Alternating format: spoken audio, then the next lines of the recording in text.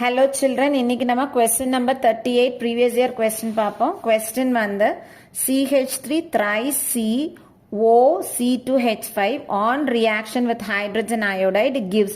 So நம்மளுக்கு வந்து reaction of ether with hydrogen iodide கொடுத்திருக்காங்க.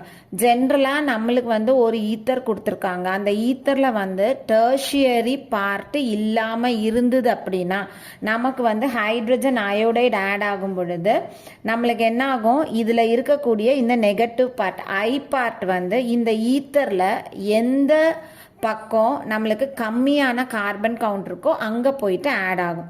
சரியா? இன்கேஸ் நம்மளுக்கு கொடுத்துருக்கிறதுல டெர்ஷியரி பார்ட் இருக்குது அப்படின்னா ஐ வந்து அந்த டெர்ஷியரி பார்ட்ல போயிட்டு ஆட் ஆயிட்டு ஹைட்ரஜன் வந்து ஆக்சிஜனோட போகும். இப்ப இதுல பார்த்தோம்னா இது டெர்ஷியரி பார்ட். இதை நம்ம எப்படி எழுதுவோம்? CH3 CH3 CH3ன்னு எழுதியிருப்போம். OC2H5. ஸோ இந்த இடத்துல இது டெர்ஷியரி பியூட்டைல் பார்ட். ஓகேவா? ஸோ அப்போ நம்ம இதில் ஹெச்ஐ போடுறோம் அப்படின்னா இந்த ஐ வந்து எதில் போய் ஆட் ஆகும்? இந்த டெர்ஷியரி பார்ட்டில் போய் ஆட் ஆகும். அப்போ இந்த இடத்துல பாண்ட் பிரேக் ஆகிட்டு இந்த கார்பனில் ஐயும் இந்த ஆக்சிஜனில் ஹெச்சும் போகும். அப்போ நம்மளுக்கு ப்ராடக்ட் என்ன ஃபார்ம் ஆயிருக்கும்?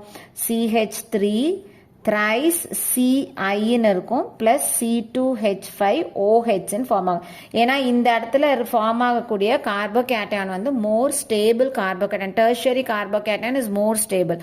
அதனால ஐ வந்து இந்த கார்பன்ல போய் அட்டாச் ஆகும். அப்ப நம்மளுக்கு ப்ராடக்ட் எங்க ஃபார்ம் ஆகுது? ஸோ இதுலயும் இந்த டெர்ஷியரி அயோடைடு இருக்கு, இது கிடையாது. ஏன்னா இந்த இடத்துலயும் அயோடைடு வருது, அதனால இது இல்லை. இங்க பார்த்தோம்னா இதுல OH இருக்கு, இது கிடையாது. இதுல பார்த்தோம்னா இதுல ஐ டெர்ஷியரி பார்ட்ல ஐயும் C2H5ல OH இருக்கு. அப்ப நம்மளுக்கு ஆன்சர் வந்து ஆப்ஷன் சி.